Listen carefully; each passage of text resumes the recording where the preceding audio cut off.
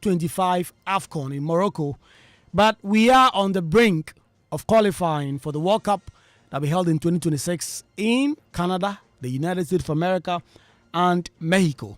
The Black Stars just won their last game by 5-0. And on Sunday, if they get a draw, they are through to the World Cup in 2026.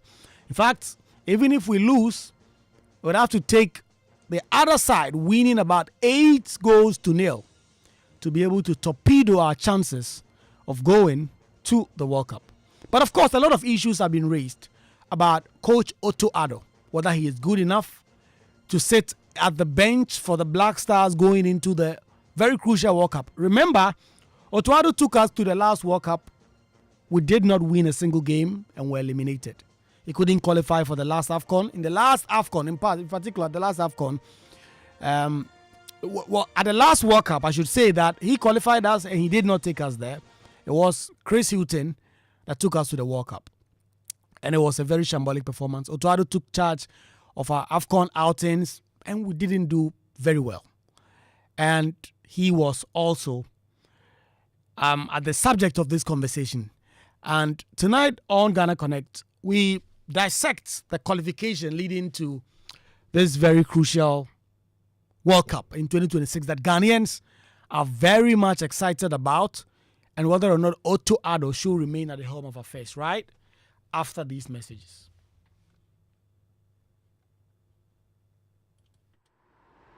Hey, Ruben. Every 2 seconds notification. The Momo keeps on coming. It keeps on coming, eh? Ma, I am the community Momo man now. People send money, and with the Momo app, every payment is done. My transactions are flying. Hey, Aden. Ma, you didn't know, eh? Over 2 million Ghana cedis is up for grabs in the Stillman Saka promo. Transact more than 100 Ghana cedis with your Momo app, and you could win daily, weekly, and monthly cash prizes, and 100,000 Ghana cedis grand prize. And it's not just payments and money transfers. Bank to wallet transactions, savings, loans, investments, pensions, POS transactions, and Momo transactions from other partner platforms qualify. This promo runs in collaboration with the NLA on the Caritas Lottery platform. Terms and conditions apply.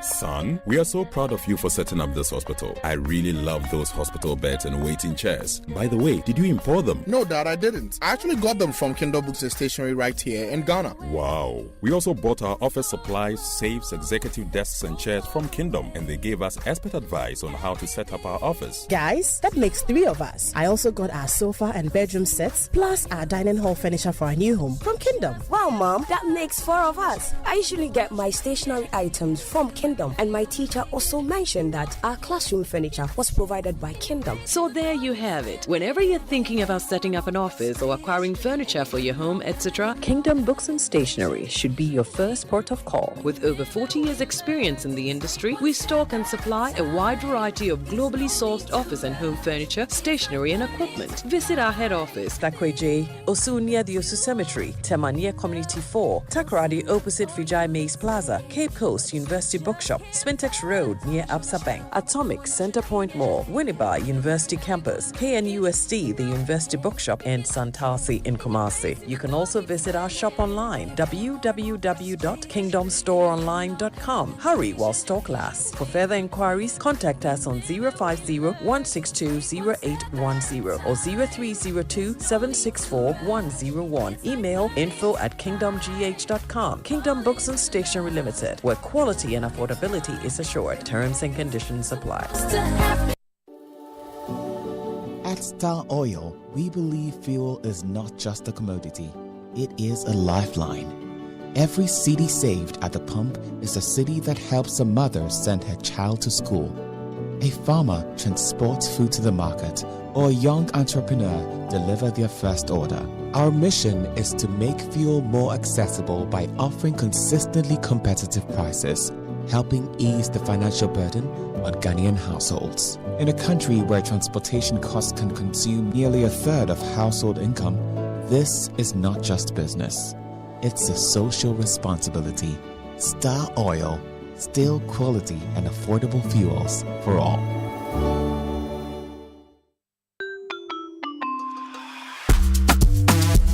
Fresh.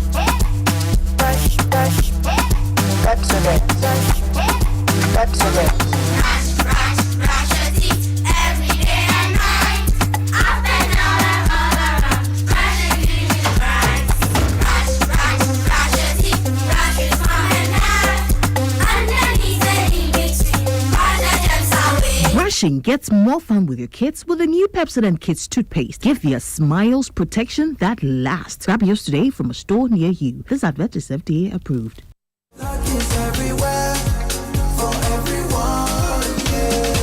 The winning season is back, but this time I am collecting the wins like Jollof at a wedding.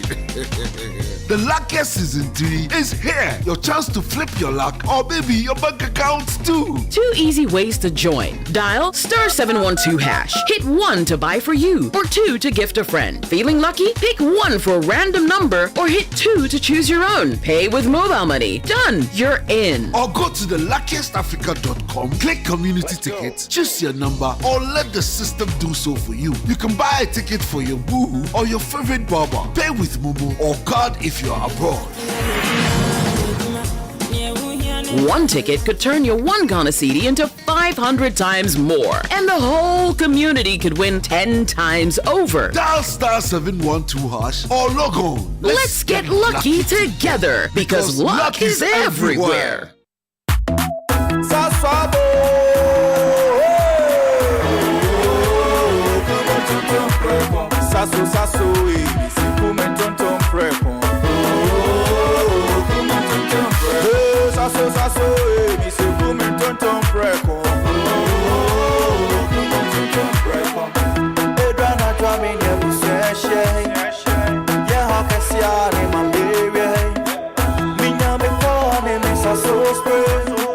Every mosquito standing run away.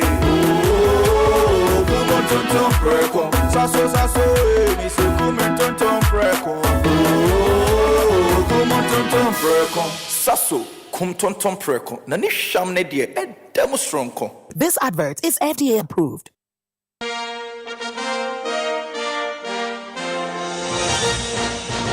Welcome back to the show. Charlie, Otoado is confusing me. In fact, Otoado took us to the World Cup. He qualified. I remember that game against Nigeria.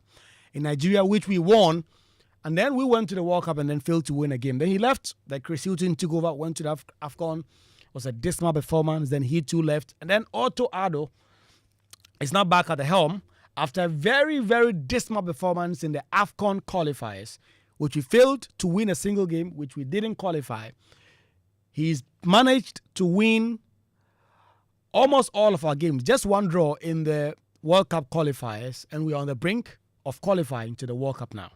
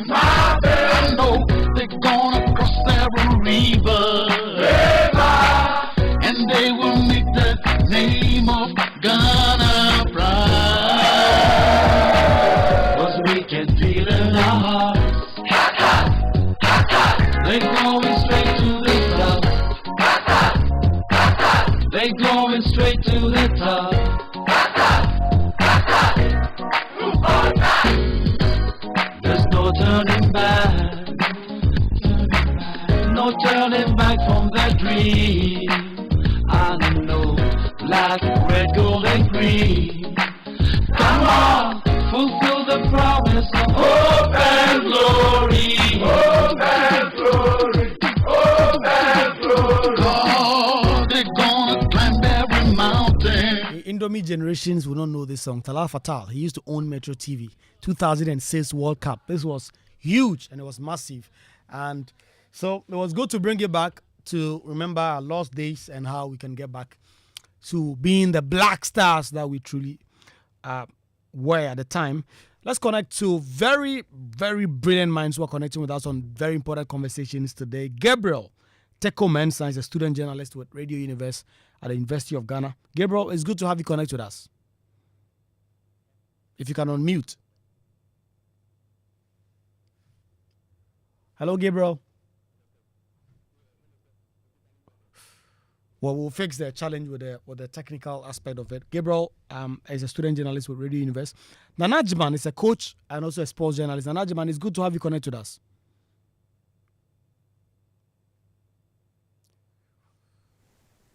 Nana Jiman? Yes, good evening. Good evening. Great, it's great to have you. I hope I'm loud and clear. Loud and clear. And then Alfredo Di Stefano Diaz is also a sports journalist, will join us pretty shortly. But also Safo Kwame Ohineba Esquire. Today is called to the bar. He's been at the bar for quite some time now. He's host of Sulia podcast and he's also connecting with us. Nana, it's good to have you connect. Great. So let me start with you, Coach. I mean, this is a very, very major and improved performance as we've seen from the Black Stars compared to the AFCON qualifiers. You agree that things have been quite smooth in terms of sailing to the World Cup compared to how bad we played in the AFCON qualifiers, and the Black Stars have really showed themselves. Hello, Coach. Yeah, fine. Yeah, well, first of all, thanks for that. I think I've got to start from the point of congratulating the coach and his technical team, and obviously the GFA and everyone who was behind the team and that has brought us this far. I think congratulations is in order. It shouldn't just be a case of criticism, whether it be constructive or not. And of course, I will be criticising a bit later on down the line. But yeah, congratulations to them. I think the way I look at it, I start back from the AFCON because all the stations are talking about whether or not he is the man to take us forward. And I just want to make it known that, look, if it was the case that the Ministry of Sports and Recreation could have afforded it, he wouldn't have been in the job after the AFCON debacle. He wouldn't have been in that job at all. But the fact of the matter is, he's still in position because we couldn't afford to pay him out of his contract.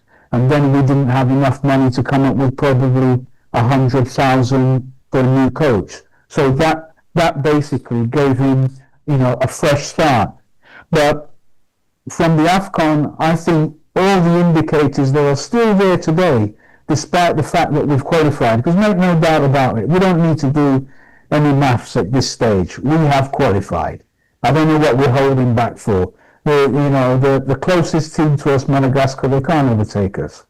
So, but when I look at that whole fiasco with the AFCON, and I look at what's happening now, I see a lot of similarities. Because that AFCON, we're talking about playing with countries who are 109, 120 plus, that kind of ranking. They're not supposed to be any opposition for us at all, but we struggled. And we crashed out of that qualification with only 3 points. I've heard you say we're a brilliant performance the last time we were out because we won 5-0. But the fact of the matter is when you get weak opponents, you crush them. And who did we play against? Central African Republic. They're probably 110th or something like that in the FIFA World Rankings. That type of scoreline is a typical scoreline for a country like us to defeat Central African Republic. It's no news. Seriously, it's no news. And in terms of the way we played, I didn't see much difference to how we played when we were playing the other countries either. So I don't think we need to get stuck on the hype and the euphoria because we've qualified, because there are still major issues that need to be dealt with. And as I said in the beginning, the reason why he's still there is because the ministry doesn't have the money to pay him off and doesn't have the money to afford a new coach at least $100,000 US. So I'd like to come into the conversation from that angle. I like where you took us because it's one of the bigger part of this conversation. And Safu, you see where coach has taken us. They have across the continent. There are examples abound and around the world. Coaches who took their nations to the World Cup, they qualified them, and they were sacked because they just were not good enough to take them to the World Cup. At least for Otto Addo, we've seen him at the last World Cup, where we were crushed out in a group that we should have fancied ourselves in that last game against Uruguay. And how poor we played generally through that tourney. So a big conversation around whether or not he must remain. Of course, the conversations will be had. The World Cup is a long time away. The sports minister on PM Express this week on Joy News did say that he was not so much enthused with the performance of Otto Addo. I wonder where you stand on that, given where coach has taken us. First of all, I would want to greet Coach Nana Kwaku, because we've watched him throughout when we were young, and now we are doing one of the people who, even after being a lawyer, encourages us to still want to do sports punditry. So it's a privilege to be on the same panel with you. But picking it up from where Coach left off, I want to point this out, and that is there's been a pattern with Otto Addo, which I don't. With the Black Stars in general, I think people are not realizing that is the only game Ghana lost in this World Cup qualifiers, we did not have Thomas Partey playing. Prior to that, the AFCON qualifiers as well. That was when Otto Addo had his rift with Thomas Partey, and Thomas Partey didn't play any of our AFCON qualifiers. And we struggled, and he played this like Elisha Owusu and stuff like that. So I want people to concentrate on that and how that will be pivotal. But then back to your question as to Otto Addo taking us to the last AFCON. And you mentioned the Uruguay game at the last AFCON, which is very important. The only game in your introduction, you said he didn't win at the World Cup. He won against South Korea. But even in that game, you could tell how mentally fragile the Black Stars could be. And that same mental fragility moved on into the game against Uruguay, a game where they were playing so well, they miss a penalty, and then the whole team crumbles. You would expect the psychology of the team to be up there. And these same patterns existed when we played Niger, when we played Angola, when we played Sudan in our AFCON qualifiers. The question is, has Otto Addo improved in any way? People who are in support of him will tell you the story of, he's made up for it with the World Cup qualifiers. But you were playing Talal Fatal's song, and how even back in the days you call the glory days of the Black Stars, people who are old enough remember that the country were not satisfied because they said Black Stars cannot win anything. And that was a team that was serial semi-finalist at AFCON. That was a team that was one kick away from being a semi-final team at the World Cup. The country and the temperament of the state did not deem that supposed good days Kwaku Asante saying as good enough. But we are now in an era whereby we fail to qualify for the AFCON, and then the coach qualifies us for the World Cup, and we are being told to take it on the chin. That's good enough. That's better than not making it to the AFCON. So, to draw you back into the question, we can all see what's happening. We can see that the Black Stars had a certain pedigree, had a certain standards. Currently has 2 out of 3 strikers who are setting the English Premier League ablaze. I don't remember 2 of Ghanaian players setting one of the best league ablaze. I don't remember any time. We have that currently. But then we have a coach who we are not impressed with the football. Yes, you win 5-0, but that was why we could beat Lesotho's 11. We could beat Egypt 6, and it will still not bother us because we used to have higher standards. You can't breadcrumb us and sell us these things because Ghanaians know what they want. If Ghanaians see that the team is going well and they are naysayers, nobody would even mind the naysayers because we can all see that this is going on well. But currently, as things stand, I'm yet to see someone who thinks we should take Otto Addo, and this is far from even the AFCON. He not qualifying for the AFCON. The question is, he has not improved in any way. He's done a brilliant qualifier. So going to the World Cup, unless we just want to go to the World Cup to participate. If we want to go and participate, we can go with Otto Addo. But if we want higher standard, if we want to set high metrics for ourselves, I think you can do either of two ways. You can keep Otto Addo on board, and then if you can afford it, get a better technical team and a better head coach so he can help. Just like what they did to Chris Hughton, because Chris Hughton was a technical director in the last AFCON with Otto coaching. It's either that or you can get rid of, because the whole technical team honestly cannot compete with the best of the best in the world. And get a new technical team. Their coaches will be willing to take the Black Stars to the World Cup. So, I mean, I'm on the side of Otto is good. I like him. He's a very likable character. But if we really want to go to the World Cup to challenge, if you guys want to come here and come and challenge at the World Cup, then we need better technical handlers. We need people who, in fact, the GFA should just go back to their own criteria they set for appointing Otto Addo. I mean, it's interesting because the point you make, I remember that when the GFA put out the criterion for selecting a coach, about they wanted a winner and all that. And then they ended up with Otto Addo. People were like, really? This guy hasn't won anything. So why are you bringing him in, looking at the criteria? So, Gabi, you look at where Safo was taking us. I mean, look at where Coach started and then look at Safo. Safo said, listen, you want to go out there, you want to compete, you want to achieve. Otto Addo has done well, but please, let him sit this one out.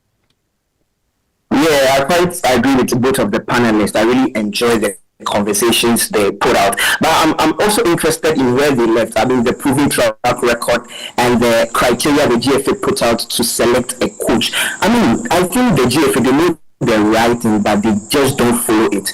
Because when you glance through that criteria they brought over 20 years of experience, a proven track record, someone who has coached various national teams. The criteria they brought, they were describing the Jose Mourinho's, the Pep Guardiola's. So, there were high optimism to bring in a very good coach. But lo and behold, they brought in Otto Addo. I mean, a lot of people were displeased with that particular call. I mean, there were calls like, why Otto Addo? Why Otto Addo? Because Otto, mind you, his first major assignment is handling the Black Stars, which I think he has been abysmal. Like the kind of caliber of players Ghana is housing now, Otto Addo is not the man. Because I mean, a major team he's coached aside the Black Stars, it was 7 at the point, an assistant coach for Borussia Dortmund, and aside that, he hasn't coached any other team aside any big team unless the Black Stars. So why do you put these players, and I mean this group of players are the best set of players we've paraded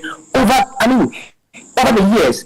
The 2010 set we had in the World Cup, these players are better than them in terms of quality, in terms of playing at top tier levels. My colleague mentioned of he doesn't remember the last time Black Stars players were setting up leagues, the Premier League, and these players, the kind of talent they are possessing, they need good quality, just a good quality coach, to tell them, Otto, I think he's had enough with the team. I think he's not the man to lead the charge, and he's demonstrated it countless times. You saw it in the AFCON. He failed to win a single game. But even in the World Cup qualifiers, how has his performance been? A lot of people are saying we should credit him with his flowers, which I do agree. But in the last 3 games we've played, the only big team I would say he faced was against Mali. How did he fail? So poorly. Mali, I can tell you that Mali played us in terms of possession. They had 9 shots in that particular game, and only 6 were on target for them, whereas we played 6 and we had 2 on target. This tells you, I always say that we're just lucky to win that particular game, because the numbers are backing it. Mali really played well in that game, and they were so unlucky to have lost that game. So as I'm coming to my point, I'm trying to say that the highest opponent in the World Cup qualifiers we've been able to play against is Mali, and we perform poorly. We perform poorly against Mali. So this tells you that Otto is not the man in terms of statistics. Look at the goal he scored against Mali. A very scrappy goal, a fluke goal coming out of nowhere. So how long would it continue? Even as you said earlier, the sports minister has backed, has been displeased with Otto Addo. Watching him on PM Express, he's been saying he's not satisfied. So he's just lucky to be at the helm of affairs, which we do all agree. And so I think he's not the man to send us to the promised land in terms of the World Cup. But I think that he's been good, experience-wise, because the World Cup, we know what is at stake. Otto is not the man to lead us in the World Cup, for God reason. You're going to face the likes of Spain, Argentina, and you're selling Otto. You can see he's under tension when he's on the touchline.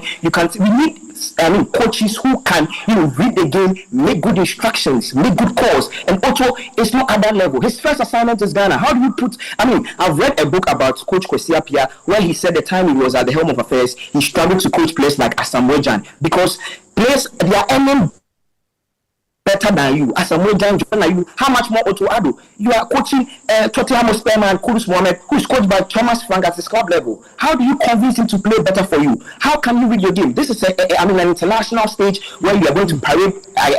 Against some of the best players in the world. And so Otto is not the man to send us to the World Cup. And we will be doing Ghana a great disservice if we send him to the World Cup. Nana Jiman, you see what the conversation has been, and I've been gauging the pulse on social media. There are so many people who are passionate about this because Ghana.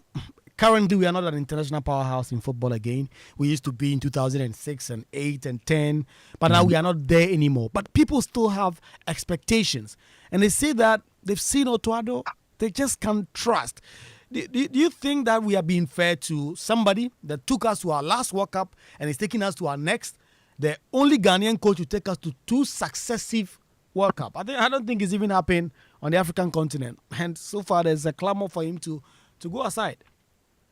Well, it's true. It hasn't happened on the continent. It's true. And that's why I started in the beginning by saying I want to congratulate the man because he's done well, so to speak. But let me cut the cake at another angle again. Look, these matches that we've just finished playing, for example, we're 76 in the world, 75th, 76th in the world, we're 14th in Africa. Mali is 54th. Well, Mali has gone to ground. They need to reorganize, restructure, get everything back to how it was before because there used to be a challenge, but they aren't anymore, even when we are playing badly. Because the last game we played against Mali was terrible. It was a terrible match, but we still came out smelling roses. But when you look at it, Madagascar, for example, we're 109th. Comoros, 129. Central African Republic, 132. Chad, they're 130. Look, this is a group that you have to win anyway with your eyes closed. These countries are just developing the infrastructure, just developing their own DNA and patterns of play. They're babies in the game. They are babies in the game.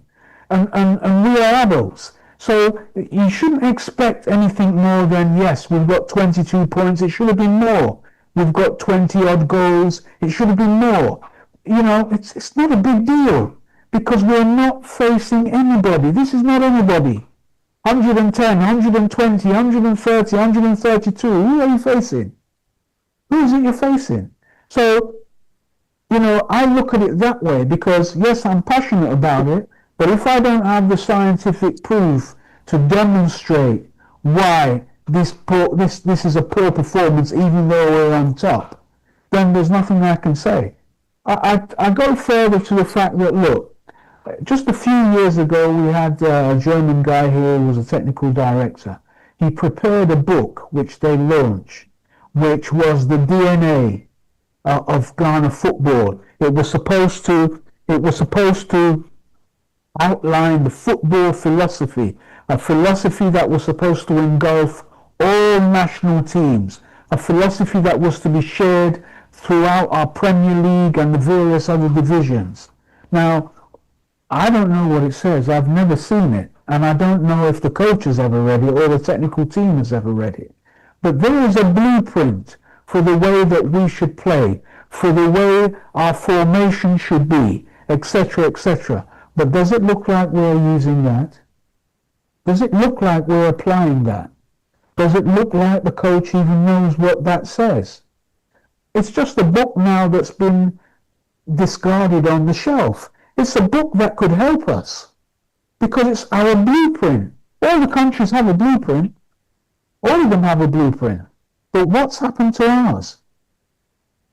You see, so whilst I say yes, I congratulate him and everything like that, I think that perhaps he's not the right person for the job. And I think that, yes, even though I say kudos to him about his victory and everything like that, I still point to the fact that You didn't play anybody.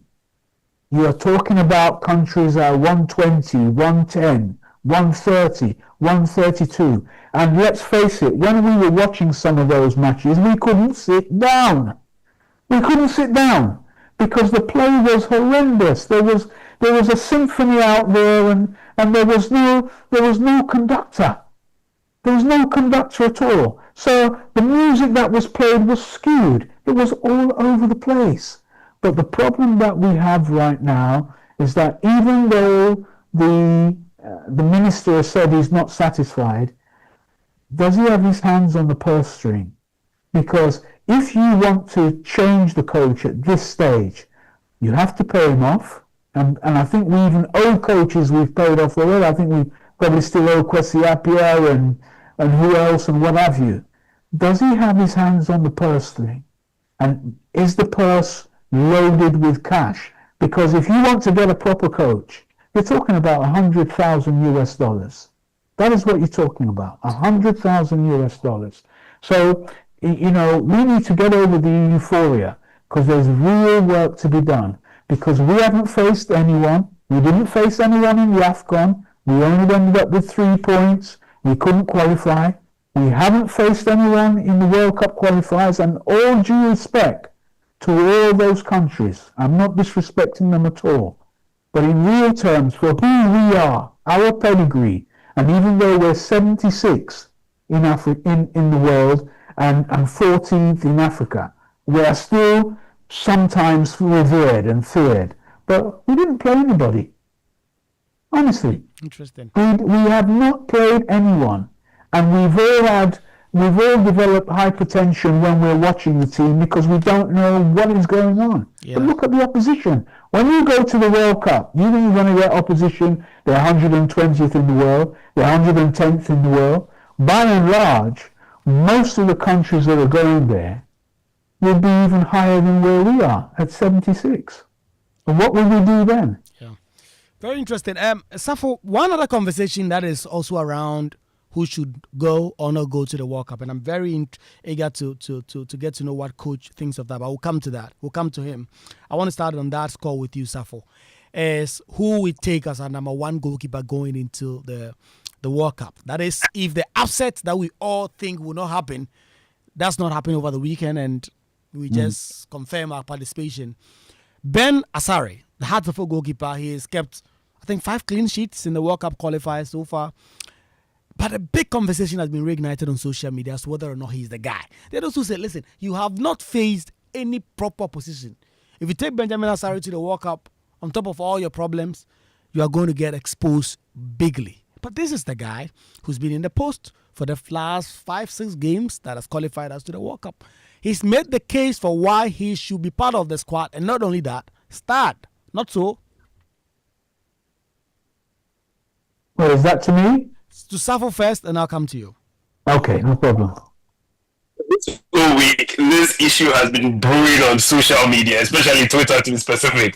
And there's the posture some group of people take that if you don't want Asare, it means you have this hidden agenda, hidden interest, you don't like Ghana. Like, we need, and this is coming from renowned journalists, we need to stop that thing. Like, once people make their opinions clear, it doesn't mean they have an agenda or anything. I'm seeing the attack, and people are personalizing these attacks. So this is where I stand. My thing is, we all know that Benjamin Asare on a normal day is not on that level, because if the metric or the standard of judging is the Ghana Premier League, we know the league is not really one of the best there is. Talk of West Africa, not even talking about Africa, for it to be on a global standard. But then one thing we would have to admit is that when you have been putting posts, how has his output been? What has been his performance? No, he's not really been tested. You look at the shot he faces per game, he's not really been tested. But then we've seen the alternative too. I think at a point in time, at least he gave a bit of complacency, and then we tried new options. And when this new option, in the words of Coach Opele, he's the lucky person in the post, so you don't have to take him out. I still think our best goalkeeper we have is Atizigi, looking at the level at which Atizigi plays. But then at the same time too, it's very hard for you to make a case against Benjamin Asare when I think it's considered just one goal, which is the goal against Chad since he became Black Stars #1. It's also very difficult to make an argument. So it makes sense why people do not want him out of the post, because the thing is, if it is not broken, do not try fixing it. But at the same time, we all know he's not up to the standard. What I would say about this is, at the end of the day, I think the technical team and the coaches go with whoever they want to go with. I don't think they are going to take Benjamin Asare out of that post. He should continue being the #1. But then again, no one should ever say that we were not forewarned or the signs were not there. The truth is, after Richard Penson departed, we've really struggled to have very assured #1. We moved from Fatal Dauda, Adam Kwarasi, Razak Brahima. We've moved from keepers to keepers. We've not had anyone who has taken down that position and made it his for a very long time. And so you would always have these changes. I don't mind if Benjamin Asare is in post, because currently he's not done something for me to see that he's not a good goalkeeper, even though we all know he's not up to the standard. And because Atizigi is supposed to prove to us why he is the #1. And I think Ati has had the opportunity over and over and over again. I would rather want a world in which there is a competitive, there's a competition for it, where we know Atizigi or Manaf or Benjamin Asare is competing day in and day out. When you put Ati in, Ati is doing the job. If you put Benjamin Asare in, Benjamin Asare is doing it. But I do not want the world in which we've made it seem that Benjamin Asare is the #1. End of discussion. There's no need to have a discourse. If you have an alternative view, that means you are anti-Black Star or you have an interest. He's not good enough to be concretely the #1. We need to see the competition. We need to see Atizigi come in, see how he performs, because I think now Atizigi will be motivated, because for a long time he thought the #1 position was his. But I just do not like this whole thing that there is no other alternative to Benjamin Asare. That is clearly false. That is false. So then we should not be perpetrating that. So I would want there to be the competition for that spot, rather than we just handing the keys over to Benjamin Asare because he's a local player or something like that. But coach, do we have anybody? Because I mean, I'm looking around. We have Atizigi, we have all these guys who just haven't proven themselves, and the coach just took a gamble on Asare, and it seems to have paid off. And so there are those who say that, listen, trust the guy, put him in post at the World Cup, and he will deliver just as he has delivered in the qualifiers. Well, I mean, it's touch and go, to be perfectly honest with you. If I was a coach, I wouldn't change him. I would try to strengthen my back four and strengthen my midfield, because the fact of the matter is, yeah, he hasn't been tested. The opposition he's faced is no opposition, and when he gets to the World Cup, there'll be shots flying left, right, and centre. He won't know what's hit him. That's a fact. But we can support him. Since he is there and he's the #1, we can support him. We can make our defenders much more sterner, and we can try and create a relationship between him and the defenders that will protect him.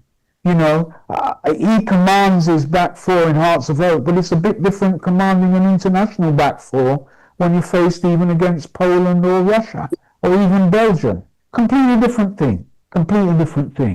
So I think that, yeah, he's in the post for now. He's going to get tested because they're going to play against China and Japan in a few months from now anyway, when we have one of those FIFA free days, and that's going to test them. The Japanese are going to run all day long, and so are the Chinese. So he's going to be tested left, right, and centre, and we'll see.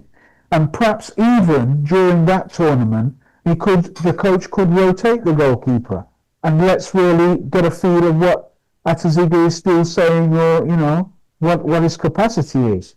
But for the time being, it's Benjamin Asare, and it's not a closed case.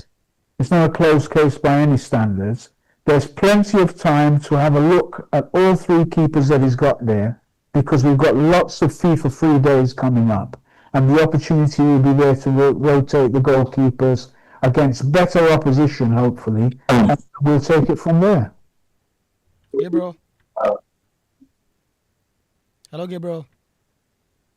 Yeah, hello, Kwaku. I want to hear you on this Benjamin Asare argument. Right. I'm very interested in these issues. But Kwaku, it's quite intriguing when, I mean, some of my colleagues say Benjamin Asare hasn't been tested that much. And, that tells you something that we have a very solid defense.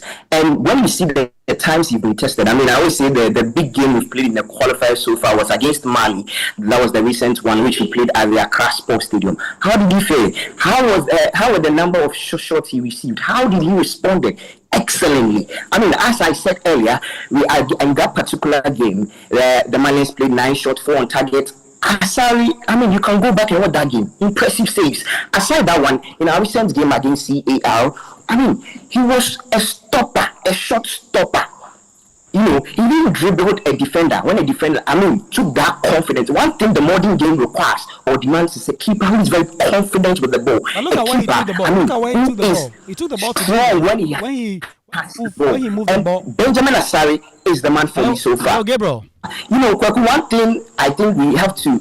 Yeah, Gabriel, can you hear me? I'm just talking about the point you just referenced, that where Benjamin Asare dribbled the striker, the attacker. I mean, he took the ball to a very dangerous position. He got the pass, and he had about 100 yards. The guy was running towards him, and then he still moved the ball to his right. And then the player chanced on him before that. And so when you get other players, and sometimes it doesn't go your way, you lose that ball. Spanish side in the semi-finals, and the Spanish side houses some of the best players in the Spanish La Liga. Whoever taught you the years who claims the world title? No one. Look, aside that, it's about giving the person opportunity. Let me go to Europe and use Lamine Yamal, for instance. Look at his age. I mean, there was a turmoil at Barcelona. There was a time Xavi had to go to the academy, and he spotted Lamine Yamal. He gave him a chance, and he has performed. Look, let me use the recent World Cup in 2022 for an example here. We had Atizigi in post. Atizigi saved Cristiano Ronaldo's penalty in our first match. Whoever thought Atizigi would have saved Cristiano's penalty in a world match? It's about giving the person opportunity. And I think looking at the criteria or looking at the number of players we are housing in the Black Stars, he's the best option for us. No doubts about that. And he has proved it. Look, he has conceded 1 goal in the qualifiers so far. Let's go to the goal he conceded against Chad. It was a deflected goal. The defenders were ball watching. So look, the guy has proved. And I think he has earned a spot. There's no doubt about that. Right now, we are saying he's no good. Who should we go and bring? There's no one at the moment. So we should give him the necessary support, and he'll get there for me. But Safa, do we have an alternative? I mean, we don't have a very long time going into the next World Cup. And so that is why Gabriel is talking about alternative. Of course, he defends Asare and says, listen, the guy has paid his dues. He has shown that if he has much more support, he can do it. But do we have an alternative?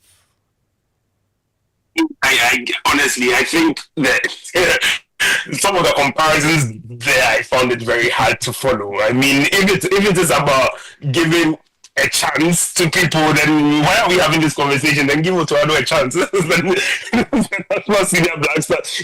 Even the age difference, it's a different standard of competition and everything like that. Nobody is saying Benjamin Asare is a bad goalkeeper or he sucks. I mean, it's about we saying that as a country we have to be proactive rather than reactive. We've had this whole sentiment whereby a player comes in, because for like his first 2 or 3 outings, very good, everybody loved him. But the country can easily turn its back on you. We can really easily turn its back on you. All I'm saying is that a conversation like what Gabi just had, where it's like, it's Benjamin Asare or not, and Benjamin Asare was dribbling, and Benjamin was to say a shot stopper is too far-fetched, to be very honest, especially in our games against Central African Republic. I mean, he's been decent. If we are marking him over a 10, it's a solid 7. He's been decent. No one is saying he's been bad so far, but then you look at it and is he going to give you a performance of an Alison Becker at the Stade de France? Is it going to give you a performance of, say, Richard Olele against USA in 2010?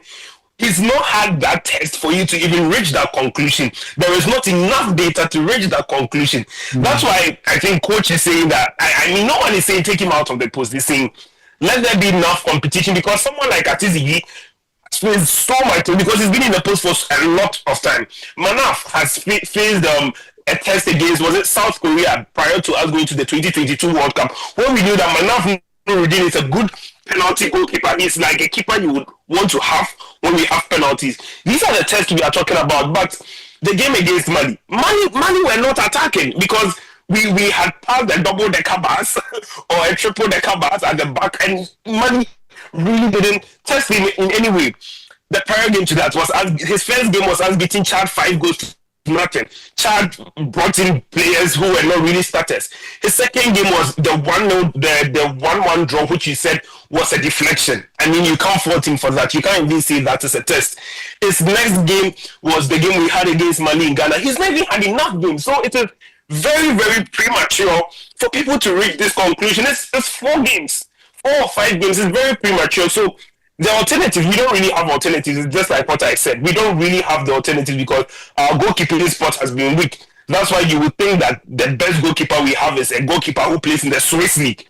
The Swiss League is by far better than the Ghana Premier League. So it's currently between him or Atizigi. We called in Jojo Walakot. Jojo Walakot didn't reach up to the potential we thought he would reach up to, and now he doesn't get the call up. So it's between him, unless till now, from this point to when we get to the World Cup, there's a Ghanaian goalkeeper who springs up out of nowhere, who is unbelievably and undeniably convincing, and then we will make a case for that. But till then, what we have is Atizigi, Manaf Nuruddin, and Benjamin Asari. It is highly preposterous to say that it's Benjamin Asari or no one else.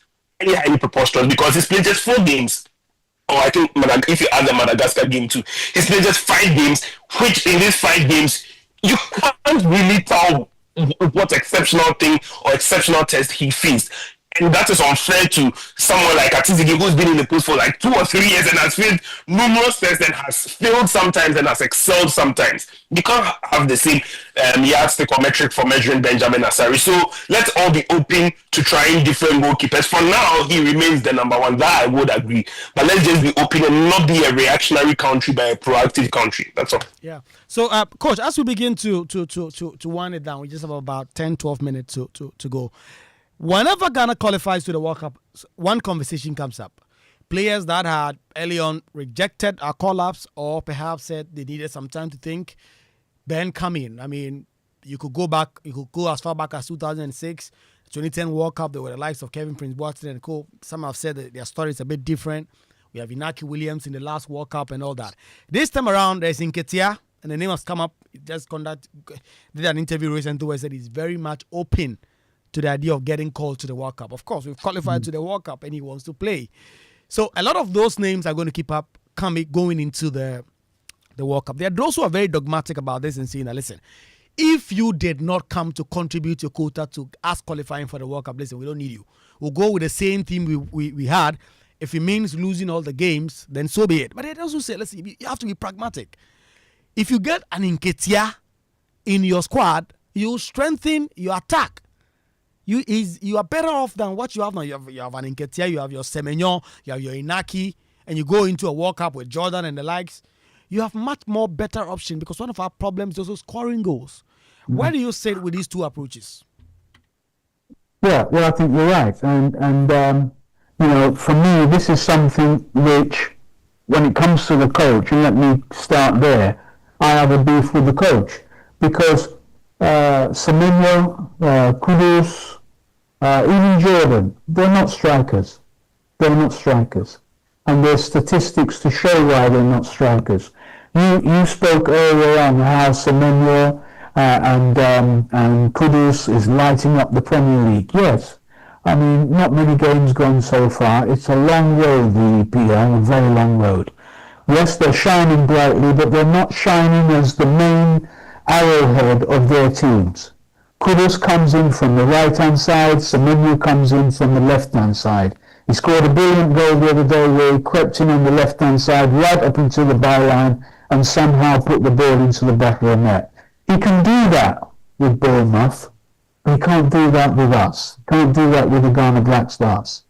Kudus too, he has good contribution, but it's not like when you're playing with the Ghana Black Stars. And for me, we don't have any strikers. None of them can be considered as strikers. And if you look at their stats, it's very poor. Very poor. Jordan has scored 33 goals in like 116 matches. Right, that's something like 0.29 goals per game. It's like 1 goal every 5 games. Do you understand what I'm saying to you? You can't move forward like that. Semenya and Inaki Williams, between both of them, they're yet to come to double figures anyway. Now, when it comes to Eddie Nketiah and Callum Hudson-Odoi, yes, they've got a lot of experience in the Premiership and all that kind of stuff, but you look at their goal tally too, it's not prolific.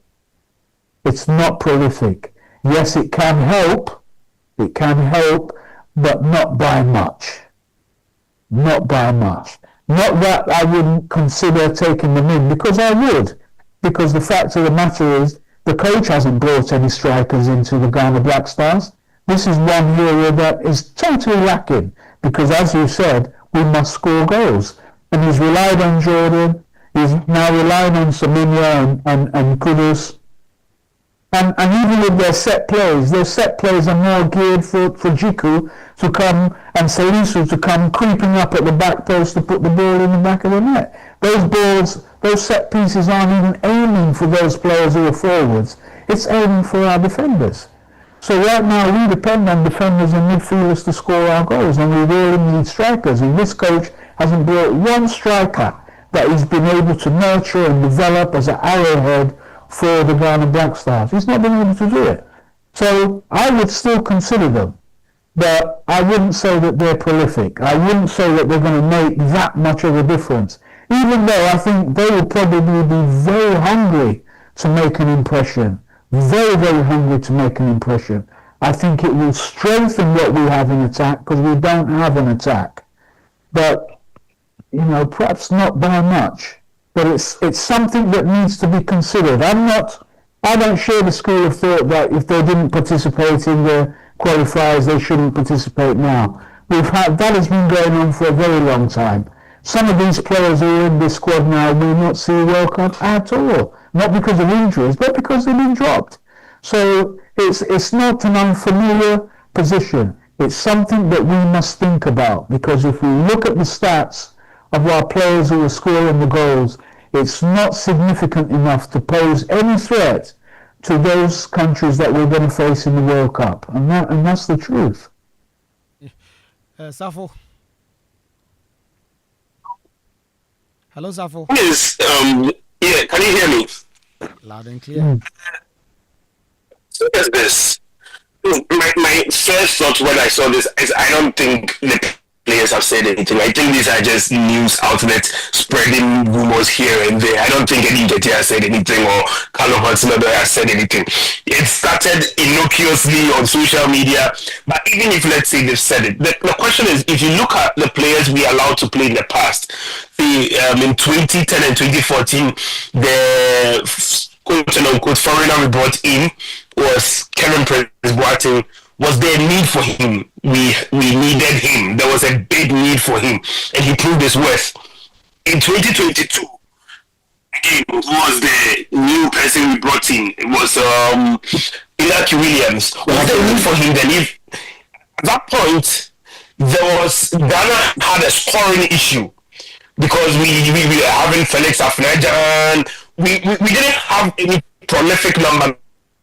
Like we're having a scoring issue. I would disagree with Coach a bit when he says Jordan is not really a number 9. Yeah, Jordan has played on the wing for a very long time, but if you watch some of his documentary again on Joy FM with Daniel Cranton and some of his interviews, Jordan has always said he actually does prefer playing the number 9 position. And if you remember AFCON 2019, Jordan was very prolific with his goals playing as the number 9. And again, it's reminiscent in the role he's currently playing for the Black Stars as the man in the middle, with the goals and goal involvement he has, which no one has. He's the highest, I think, in World Cup qualifiers. So Jordan does excel in the number 9 role. I don't think there is a pressing need for Eddie Nketiah. I don't think Eddie Nketiah changes anything in this team as compared to how we had a pressing need for Inaki Williams or had a pressing need for Kevin Prince-Boateng.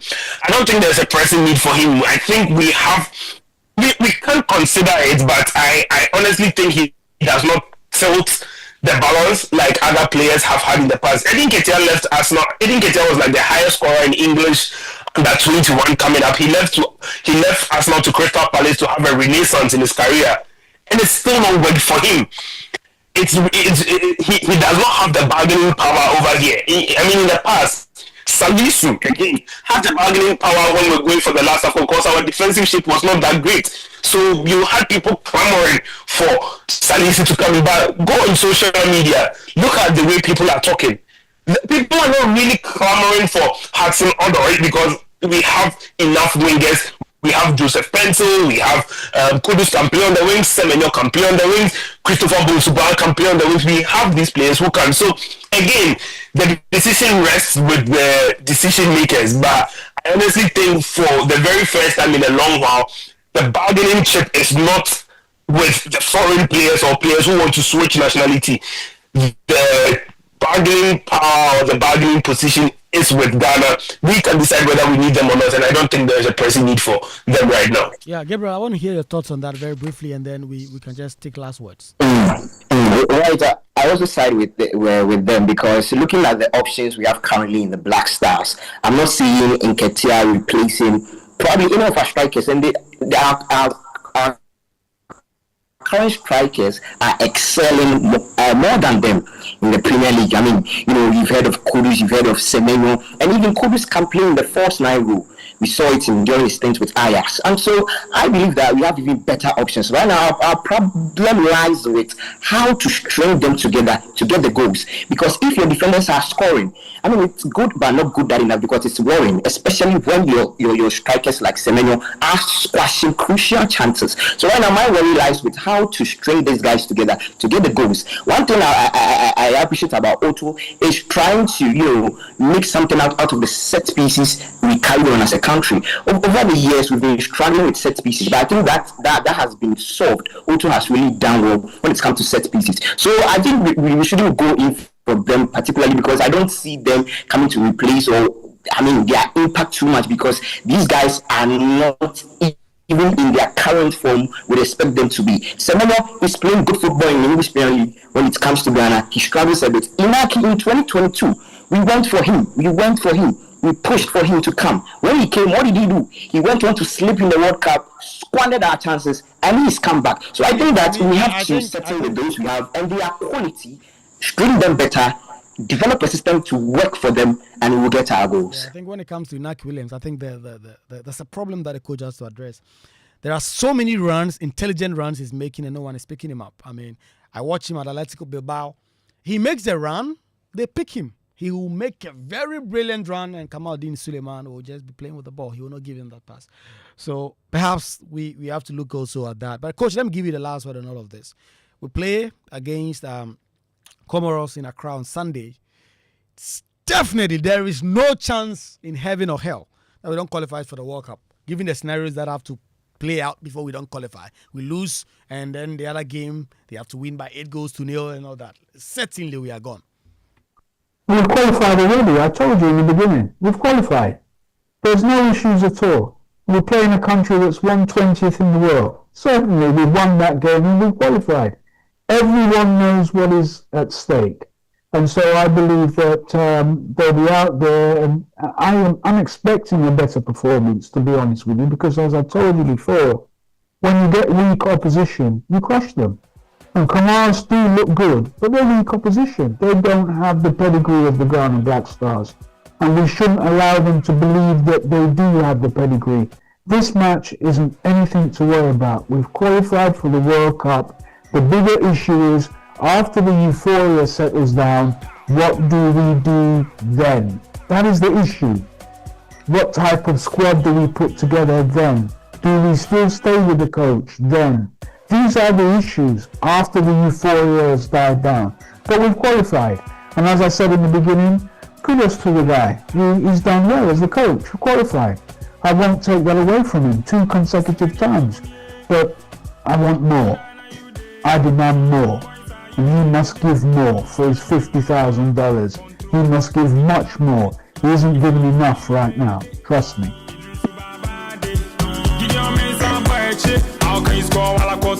Thank you very much, Coach Nanajiman. And he is a legend.